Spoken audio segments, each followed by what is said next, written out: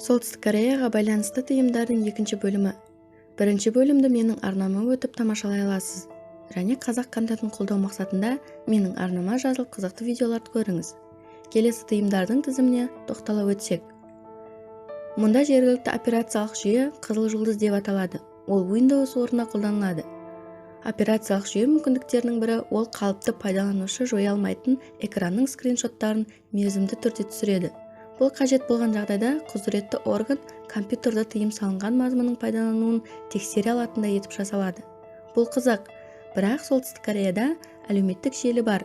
Ол Facebook'ке ұқсас желі, бірақ қандай да бір себептермен оның аты жоқ. Тұтастай алғанда, Солтүстік Корея тұрғындары интернет қызметтерінің минималды жиынтығына қол жеткізе алады.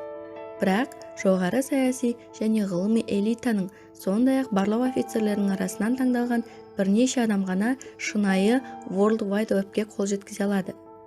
Оның үстіне Ким Чен Ын бүкіл әлемдік желіге қол жеткізе алатын ұйымдар мен адамдардың тізімін жеке өзі қарап, оны өзі бекітеді. Солтүстік Кореяда өте аз шетелдік орындаушылар өнер көрсете алады. Сондықтан сіз өзіңіздің сүйікті тобыңыздың концертін бұл жерден көре алмайсыз. Келуге рұқсат етілген жалғыз топ словениялық лайбақ тобы болды. Олардың концерті 2015 жылы Пхеньянда өтті. Оның орнына адамдар жергілікті әртістердің концерттеріне қатыса алады. Келесі тыйым, Солтүстік Кореяда кез келген заманауи жоғары технологиялық құрылғылар сатуға шектеулер бар. Apple iPad сатып алмайсыз, бірақ Солтүстік Корея өзінің жеке планшеттік компьютерін жасап шығарды. Оны жасаушылардың айтуынша, ол кез келген батыстық компьютердің кем емес. Солтүстік Кореяда жеке көлік бұл ерекше сәнді зат. Ең алдымен әскери қызметкерлер мен арнайы рұқсаты бар лауазымды тұлғалардың жеке көлігі болады. Тек ер адамдарға ғана көлік жүргізуге рұқсат етілген. Елорда көшелерінде көлік қозғалысы немесе кептеліс байқалмайды, ал ауылдық тас жолдар бос тұрады. Арнайы рұқсатсыз көлік жүргізіп отырған қарапайым адам ұсталса, бас бостандығынан айырылады, ал әскери көлікті жүргізу өлім жазасына кесіледі. Бір қызығы, Солтүстік Кореяда велосипед толыққанды көлік болып саналады. Әр қайсысының автокөлік сияқты өз нөмірі бар. Елде 100% дерлік мүмкін емес тағы бір сәнді сатып алу, бұл спорттық автокөлік. Біріккен ұлттар ұйымы мен Еуропалық одақ Солтүстік Кореяға салған санкцияларға байланысты қымбат спорт көлігін сатып алу мүмкін емес. Қаншалықты оғаш көрінсе де, Солтүстік Кореялықтардың арнайы рұқсатсыз өз елінде еркін жүріп тұруға құқығы жоқ. Шетелге жеке мақсатта немесе саяхаттауға да тыйым салынады. Белгіленген тәртіпті бұзған үшін адамдар темір тордың артына жабылады. Түрмелерде антисанитариялық жағдай бар және көптеген тұтқындар аштықтан, аурудан және азаптаудан өледі. Дегенмен спортшыларға, дипломаттарға және шенеуніктерге шетелге шығуға рұқсат етілген. Тағы бір тыйым, елордада тұру құқығы қашанда ерекше артықшылық болып саналған және мұнда үкіметтен тікелей рұқсат алған адамдар ғана қоныстана алатын. Негізінде Пхеньянда қарапайым халық емес 12 әлеуметтік таптың өкілдері, номенклатура мен партия жетекшілері тұрады. Әлеуметтік таптар арасындағы жылжу Солтүстік Кореяның әрбір азаматы туылғанға дейін белгілі бір әлеуметтік тапқа жатқызылған. Жоғарғы бейтарап топтар және жаулар деп аталатындар бар. Бұл елде балшықтан байлыққа шығу мүмкін емес. Мемлекет басшысын немесе оның отбасын қорлау. Солтүстік Корея азаматтары Ким Чен Ын мен оның барлық отбасы мүшелеріне деген сүйіспеншілігі мен құрметін көрсетуі керек. Кез келген басқа мәлімдемелер қауіп ретінде қабылданады және түрмеге жабылуы мүмкін. Білесіз бе, Солтүстік Кореяда қылмыскердің өзі ғана емес, бүкіл отбасы қылмысы үшін жазаланады. Бұл ең алдымен саяси қылмыстарға қатысты. Бір адам елдің жоғарғы басшысына тіл тигізсе, оның ата-анасы, балалары, тіпті ата-әжесі де жазасын өтейді. Туристік маршруттарды мұнда саяхаттауға келген адамдар өздері таңдай алмайды. Бұл санкциялар туристерге қолданылады. Солтүстік Корея аумағына келген туристер бүкіл уақыт бойы арнайы адамның бақылауында болады. Сонымен қатар ол маршруттарды таңдайды. Сондай-ақ туристерге бұл аумақты суретке түсіруге және ел тұрғындарымен араласуға тыйым салынады.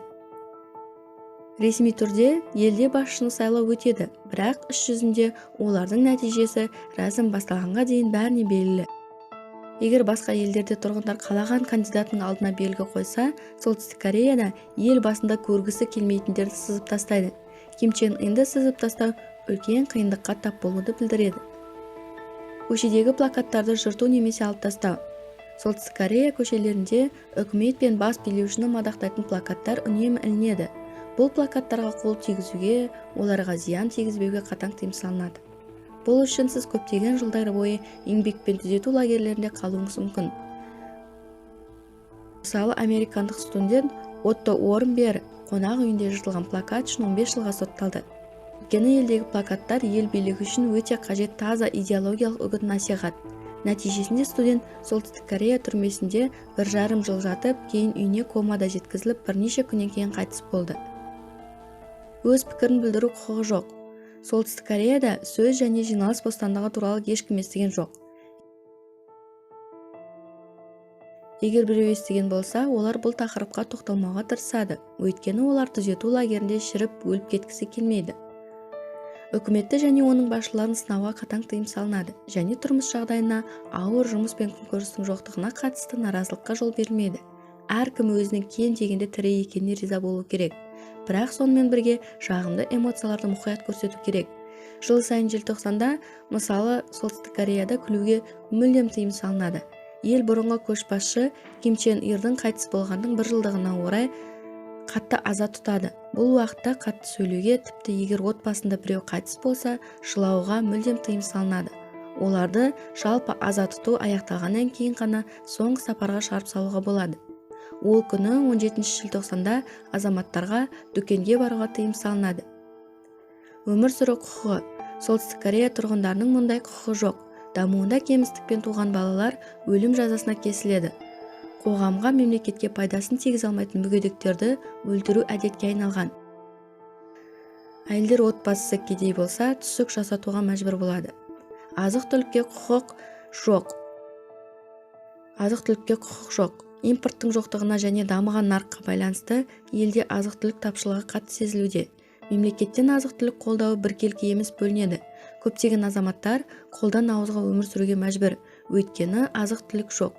Оны сатып алатын жерде, сатып алатын ештеңе де жоқ. Солтүстік Корея басшылары өз елдерін сыртқы әсерден қорғауға тырысуда. Олар көп нәрсеге тыйым салады, бірақ біз өмір сүріп жатқан әлем алға жылжиды. Солтүстік Корея мәңгі сол қалпында қалады деп күту қисынсыз. Солтүстік пен оңтүстік көршілерінің арқасында адамдар мен олардың тұрмыс тіршілігі бірте-бірте өзгеруде. Осы видео ұнаса, лайк басып және арнама жазылып мені қолдасаңыз алғысым шексіз қадірменді көрермен. Менің арнамнан алда осындай қызықты және таңғаларлық видеороликтерді тамашалайсыздар. Сіздермен болған Арай факт арнасы.